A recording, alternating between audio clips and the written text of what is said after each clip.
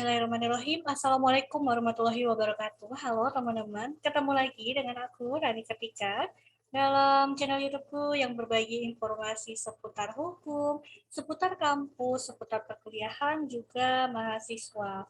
Nah, pada pembahasan video kali ini aku tujukan untuk kalian mahasiswa hukum yang ngambil konsentrasi hukum tata negara atau HTN. Nah, aku mau infokan sedikit saja ide topik untuk penelitian tugas akhir kalian. Siapa tahu kalian yang baru mau memulai menyusun tugas akhir terus bingung mau ngambil judul apa ya, mau analisis tentang apa ya nanti ya. Nah, ini ada topiknya. Nanti ini bisa kalian kembangkan. Apa yang aku sampaikan, sebelumnya aku harus disclaimer terlebih dahulu. Yang aku sampaikan di sini tidak langsung kalian bisa ngambil atau nelen mentah-mentah aja gitu ya, tanpa harus kalian pertimbangkan, kalian cari sumber literaturnya, kalian cek apakah sudah pernah ada yang meneliti atau belum gitu ya. Nah, itu harus dilakukan. Yang terpenting juga, aku selalu mengingatkan kalian harus menguasai yang namanya metodologi penelitian, lalu kemudian perbanyak membaca sumber-sumber literatur. Untuk kalian yang baru mampir, aku ucapkan terima kasih karena sudah mampir. Jangan lupa untuk bantu klik tombol subscribe, lalu kemudian like, comment, dan share jika dirasa ini bermanfaat. Dan kalian juga bisa bergabung di Instagramku @marikuliah gitu ya. Di situ kalian kalau misal malu mau konsultasi, mau mengajukan pertanyaan di kolom komentar channel YouTube-ku, kalian boleh larinya ke Instagram. Dan kalian bisa ya di channel YouTube-ku Rani Katika Library, kalian bisa banget mencari melalui playlist channelku yang telah aku buat. Di situ banyak sekali informasi entah seputar kampus, seputar tugas akhir, skripsi, tipsnya.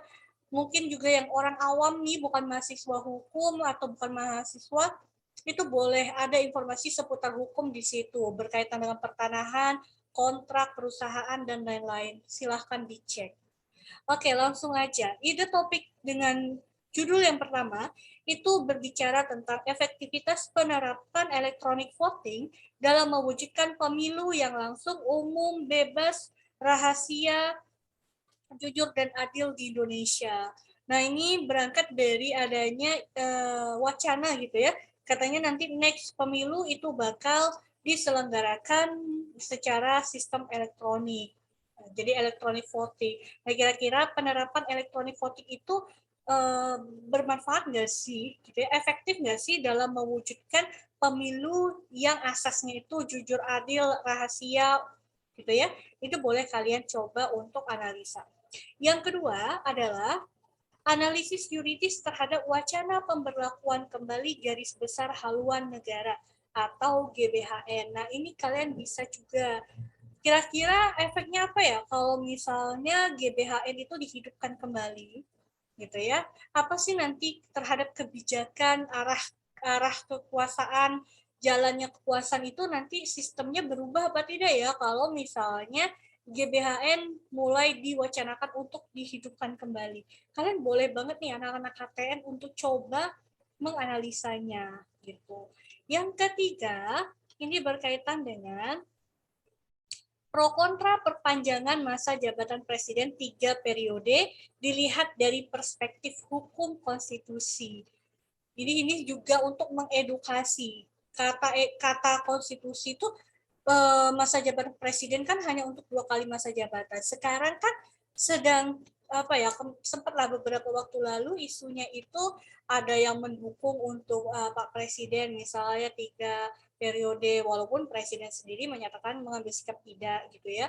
Nah, tapi kan ini juga perlu gitu ya, mengedukasi masyarakat, karena masyarakat juga ternyata banyak loh yang nggak tahu kalau misalnya secara nggak langsung ya mereka mendukung 3 periode, artinya kan bisa kita ketahui barangkali mereka belum mengetahui sebenarnya konstitusi mengatur seperti apa sih tentang masa jabatan presiden dan wakil presiden.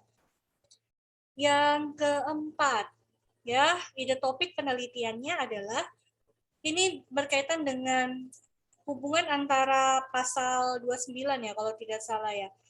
tentang kebebasan beragama atau apa, nanti kalian coba cek ya pasalnya, takutnya saya salah gitu ya, dikaitkan dengan aliran kepercayaan yang berkembang di Indonesia.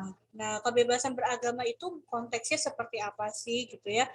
Lalu kemudian sejauh mana sih batasan kebebasan beragama itu, karena di Indonesia juga kan ada juga nih aliran-aliran kepercayaan yang dianut gitu ya, yang masih ada sampai saat ini. Nah, itu seperti apa jika kita kaitkan dengan pasal di dalam UUD tentang kebebasan beragama di Indonesia. Nah, itu coba. Nanti sekali lagi pasalnya, takutnya saya salah nih pasal 29, takutnya kalau saya salah kalian yang benerin ya pasal berapa.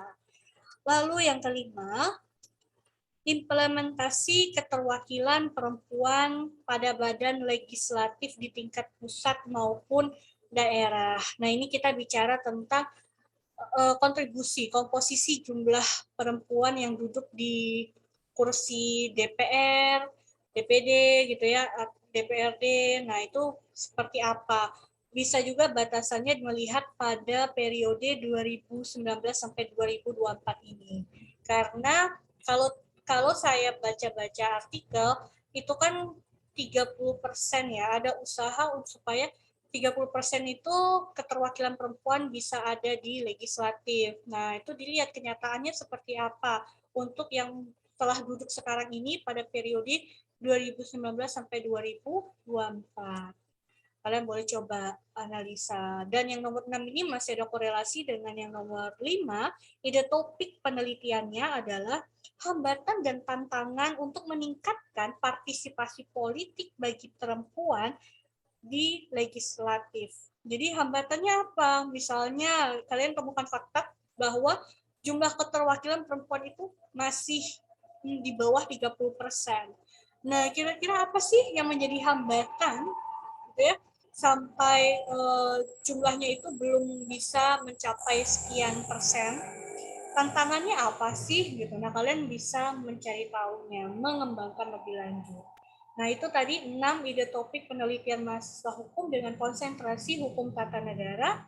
Semoga ini bermanfaat. Kalau ini bukan berarti kalian wajib harus ngambil ini, enggak. Sekali lagi saya sudah sampaikan di awal, yang terpenting dari apa yang telah disampaikan, tawaran-tawaran ide topik seperti ini, itu masih bisa untuk dikembang luaskan. Itu nggak harus judulnya seperti ini gitu ya teman-teman. Perspektif yang mau dianalisa juga mungkin berbeda. Yang terpenting adalah kuasai dulu materinya, baca, cari legal issue-nya, cari sumber literaturnya, baca aturannya seperti apa gitu ya. Nanti kalian kalau ditanya dosen pembimbing kenapa kamu mau ngangkat judul seperti ini, kan nggak mungkin kalian bilang iya dikasih Burani di channel YouTube-nya, kan nggak mungkin kalian jawab seperti itu kan.